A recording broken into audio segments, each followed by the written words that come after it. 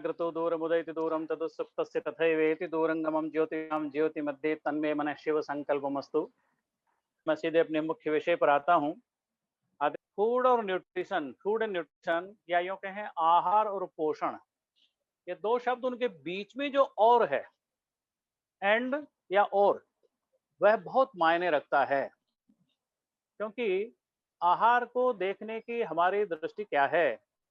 दिनेश जी ने एक कोट किया हिपोक्रेटस को करके, कहा कि फूड इज ए मेडिसिन। हम तो कहते हैं औषध महाभेषज्य है। आप भोजन को औषध समझकर खाओगे तो किसी अन्य औषध की आवश्यकता नहीं पड़ेगी। यदि तो इसका उलट किया तो फिर औषधियों को आहार के रूप में लेना ही पड़ेगा। ये हमारी नियति है। क्योंकि आहार और पोषण ये विषय आज का चर्चा का विषय है, इसलिए मैं निवेदन यही करूंगा कि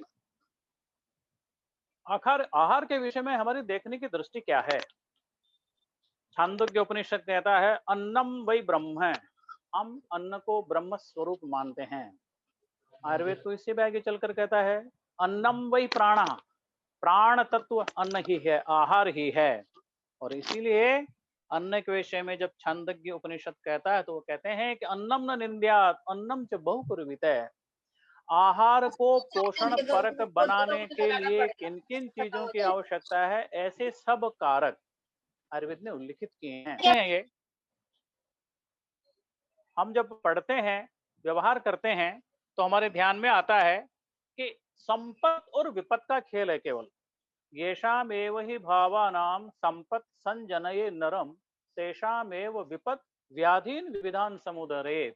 अर्थात जिन भावों की संपत से यानी समयोग से इस मानव का निर्माण हो रहा है, उन्हीं तत्वों की, उन्हीं भावों की विपत से, विषमता से रोगों की उत्पत्ति होने वाली है। ये तत्व जब हमारे ध्यान में आ जाता है तो फिर हम तत्व वही हैं, केवल संपत और विपत का विचार कर लें, समयोग या विषम योग का विचार कर लेते हैं, तो हमारी ये चीज ध्यान में आ जाती है। और हम चिकित्सा करते समय भी, चाहे वो रोगी व्यक्ति हो या फिर स्वस्थ व्यक्ति हो, उसकी दिनचर्या ऋतुचर्या व्यवस्थित जब करते हैं तो ये बात ध्यान में आती है।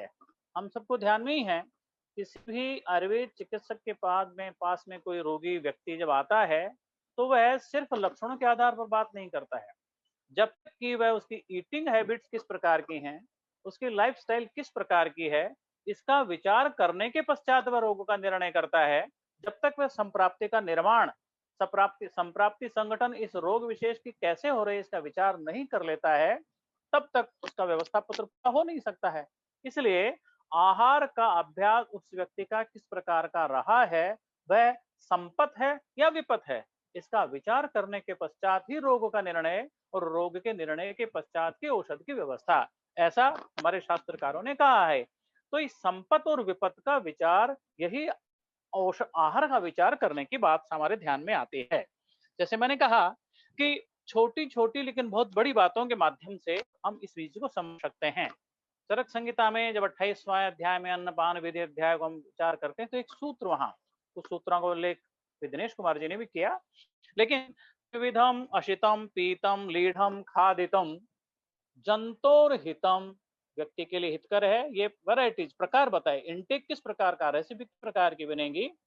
अंतरग्नि संदुक्षित बलेन यथा स्वेन ऊष्मणा सम्यक विपच्यमानम कालवद अनवस्थित सर्वधातु पाकम अनुपहत सर्वधातुष्म स्मारुत स्रोत केवलम शरीरम उपचय बल सुख आयुषा योजयति शरीर धातून ऊर्जयति।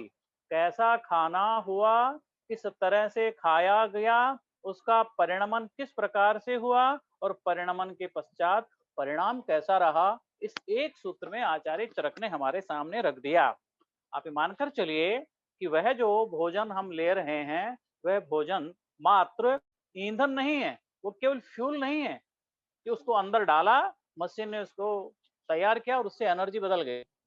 हम चूक कहाँ कर जाते हैं, आधुनिक समय के हिसाब से आज अलग प्रकार के कुछ मानक बने हैं, लेकिन समय के हिसाब से विज्ञान के मानक बदलते रहे हैं। लेकिन पांच भौतिक सिद्धांत आज भी उतना ही व्यावहारिक है, आज से 5000 साल पहले भी उतना ही व्यावहारिक था और आने वाली शताब्दियों में भी उतना ही व्यावहारिक रहने वाला है।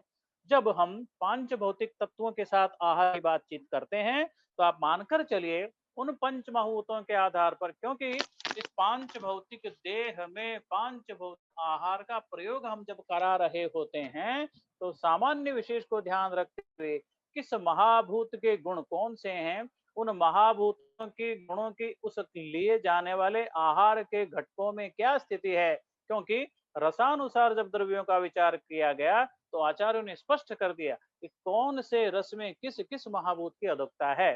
तो जिस जिस रस वाले रस की अधिकता वाले महाभूतों की अधिकता वाले रस का ग्रहण हम कर रहे हैं, तदनुरूप ही वह उस प्रकार का काम शरीर में जाकर करेगा।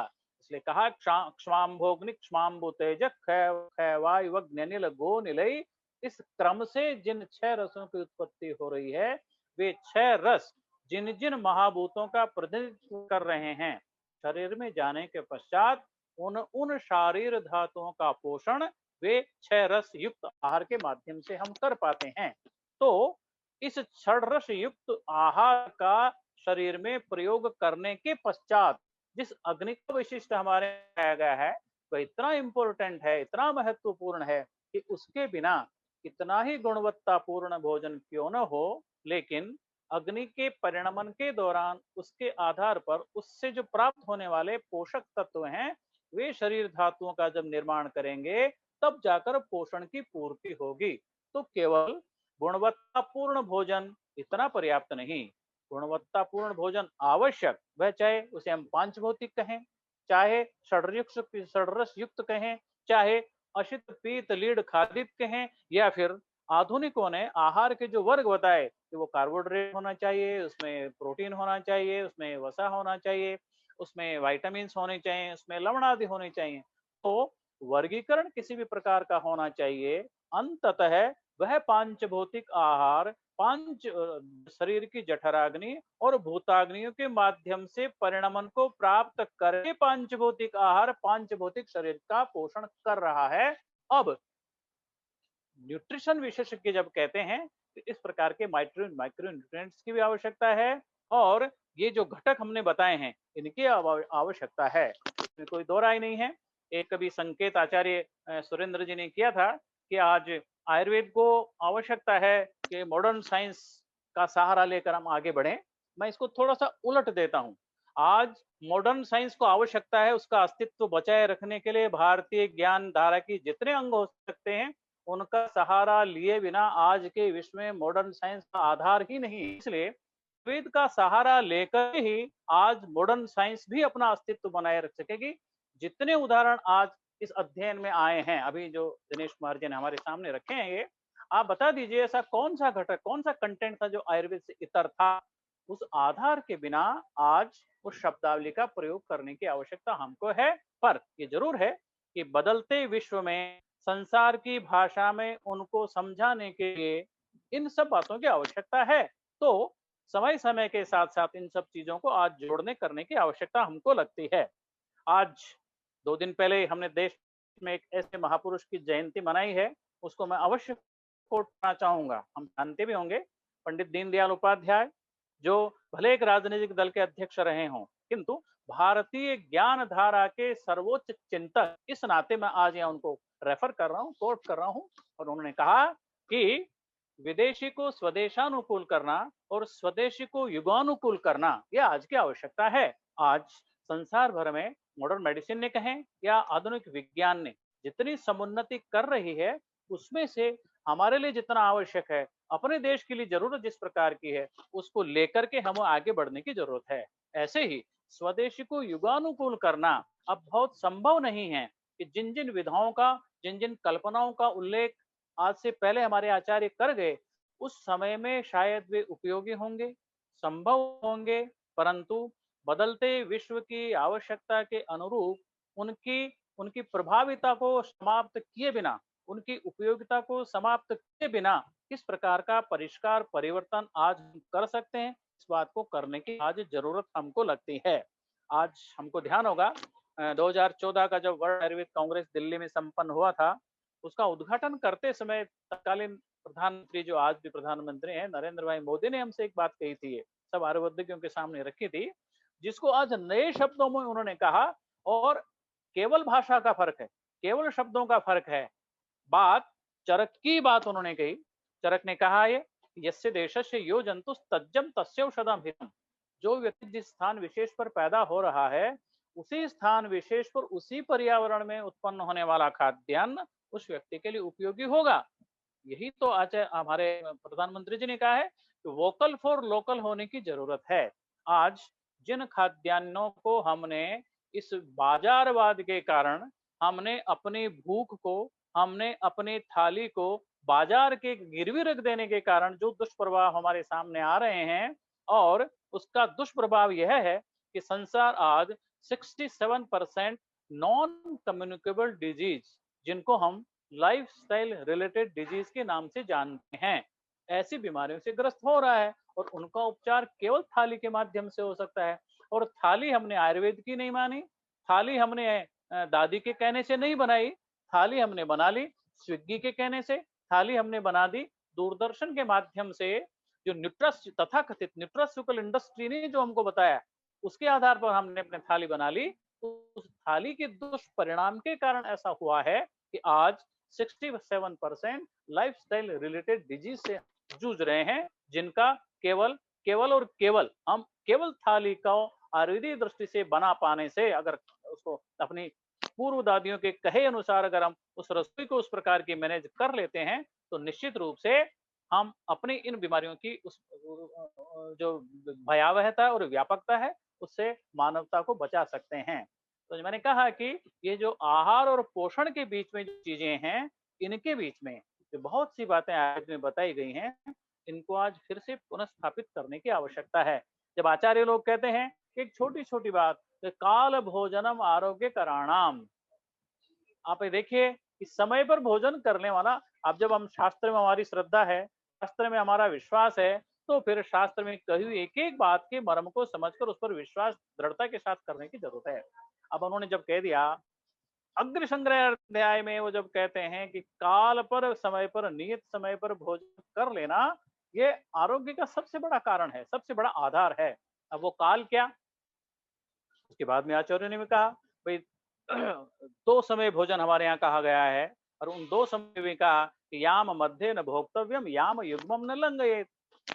इस पर अलग से एक वेबिनार इतना समय बचता है, लेकिन मैं केवल संकेत यहाँ कर रहा हूँ कि जो छोटी छोटी बातें जो आहार के माध्यम से पोषण कराने के लिए कारक हैं, जिम्मेदार हैं, उनको हमें यहाँ ध्यान करने की जरूरत है। विभिन्न प्रकार की अग्नियों को भुला करके, अग्नि की उपेक्षा करके हम गुणवत्तापूर्ण भोजन के माध्यम से भी हम पोषण को प्राप्त नहीं कर सकते। और इसीलिए इनका विचार, एक सूत्र दिनेश जी ने भी कोट किया, इष्ट वर्ण गंध रस स्पर्श है। ज्ञानेन्द्रियों का तर्पण करने वाला आहार का जो प्रकार है, वह आहार ही हमको पोषण की तरफ लेकर जाने वाला है।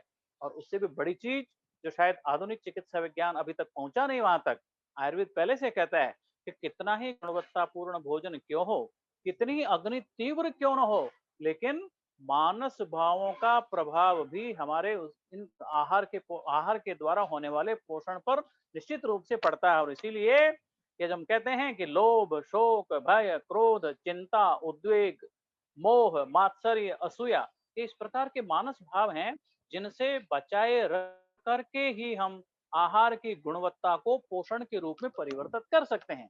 यदि ये सब रहने के बावजूद भी अगर वो उनको प्राप्त नहीं कर पाता है, तो फिर उसका लाभ पोषण के रूप में जो मिल जाना चाहिए, वो हमको नहीं मिल पाता है। इसलिए आहार के माध्यम से पोषण देना, आहार कैसा हो, आहार की गुणवत्ता कैसे हो, आहार के घटक कैसे हो, आहार का निर्माण कैसे हो रहा है, यहाँ तक कि आहार का निर्माण करने वाली गृहिणी की मानसिकता कैसी है। और हमारे तो एक लोकोक्ति चलती है कि जैसा खाओ अन्न वैसा होवे मन। अब वो अन्न कैसा है, उस अन्न का अर्जन कैसे हुआ है, अर्जित हुए अन्न का परिणमन मानव के मन पर, सत्व पर आने वाला होता है। इसलिए इन सब बातों का, इन सब कारणों का भी हम जब आहार का विचार करते हैं, तो उनको ध्यान करने की हमें जरूरत पड़ती है। जब आहार विधि विशेषायतन, इतना तत्व, इतना आहार उन्होंने बता दिया उन्हें, कि आहार की विधियां जितनी भी हैं उसके जो जो स्रोत हो सकते हैं उनके लिए विशेष क्या है, अविशेष क्या है, इसका विचार आचार्यों ने करके हमको बताया। साथ ही साथ आहार विधि विधान, आहार का विधि है, उस विधि और जो विधान बताया उसका पालन करते हुए यदि आहार का सेवन किया जा रहा है तो वे द्विगुणित हो रहा है, षडगुणित हो रहा है, सदगुणित हो रहा है। उसकी उपेक्षा करके हम केवल आहार के कंटेंट पर ध्यान दे करके हम पोषण को प्राप्त नहीं कर सकते। और इसलिए उष्णम स्नेयाद, स्निग्धम स्नेयाद, मात्रावत स्नेयाद, इष्टे देशे इष्ट सर्वोपकरणे, इनका विचार करके जो हम करते हैं, साथ में अजल्पन, अहसन और तन मना भुंजित है। अब आज अजल्पन, अहसन, इनके साथ और कई चीजें जोड़ देने की जरूरत है। मोबाइल दूर रख करके भोजन करिए, टीवी देखते हुए भोजन मत करिए, अखबार पुस्तक साथ रख करके पढ़ते हुए भोजन मत करिए।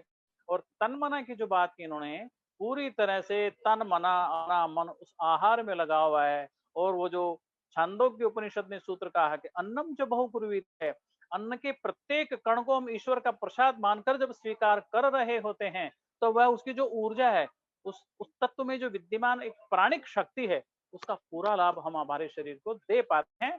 ऐसा ये जो आहार और पोषण के बीच की स्थिति है उसके माध्यम से हम प्राप्त कर सकते हैं।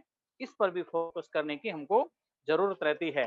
जैसे मैंने कहा कि आज इस अपने हमारी जो तथाकथित विकासशीलता है, विकास मानता है, उसके कारण से जो पारंपरिक खाद्य हमारे थे उनको हमारे हमने थाली से गायब कर दिया। जबकि आधुनिक पोषण शास्त्री भी इस चीज को मानते हैं कि भारत का जो पारंपरिक खाना है वह पारंपरिक खाना इतना पोषक है। आप कहाँ कितने लोग हैं जो जौ नियमित रूप से खाते हैं, कितने लोग हैं जो रागी नियमित रूप से खाते हैं, कितने लोग हैं जिनकी थाली में ज्वार आता है, कितने लोग हैं जो मक्का और बाजरा खा पाते हैं।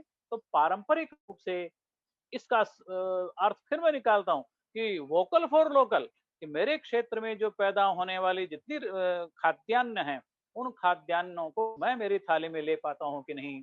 आज एक गर्भिणी महिला, अभी स्वास्थ्य के संबंधी जितने प्रश्न संसार के सामने, देश के सामने खड़े हैं, तब कहा जाता है कि उस गर्भिणी महिलाओं में इतना प्रतिशत है जिनमें खून की कमी पाई जा रही है।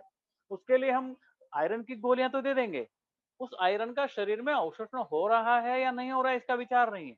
लेकिन ये हम बताना भूल गए कि तुम जहां रह रहे हो, तुम्हारे सराउंडिंग्स में, तुम्हारे आसपास में बथुआ पैदा हो रहा है, चौलाई पैदा हो रही है, पुनर्नवा पैदा हो रही है, बिल्व पैदा हो रहा है, मोरिंगा जैसे आजकल संसार भर के पीछे लगा है।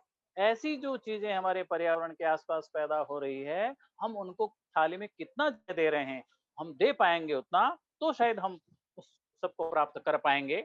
अभी दिनेश जी ने जो अपने अध्ययन में बताया कि बहुत से ऐसे आयुर्वेदिक मसाले हैं जिनके ऊपर वहां उनके केंद्र में अध्ययन चल रहा है। तो हम तो ये मानते हैं कि सारे के सारे जो आग्नेय द्रव्य हैं, इन आग्नेय द्रव्य के कारण शरीर की जो त्रयोदश अग्नियां हैं उनको पोषण मिलता है। और उनको पोषण मिलने के कारण उनका जो पोष्य पोषक भाव है शरीर के लिए, उसका परिणमन होता है। और परिणाम स्वरूप कम मात्रा में, कम गुणवत्तापूर्ण लिया गया आहार भी उसका ठीक प्रकार से सम्यक परिणाम यदि उस प्रकार से हो पाता है तो निश्चित रूप से उसका पोषण, उसकी पोषण वैल्यू हमारे शरीर को प्राप्त होगी, हो पाती है और उसका लाभ हम ले पाते हैं।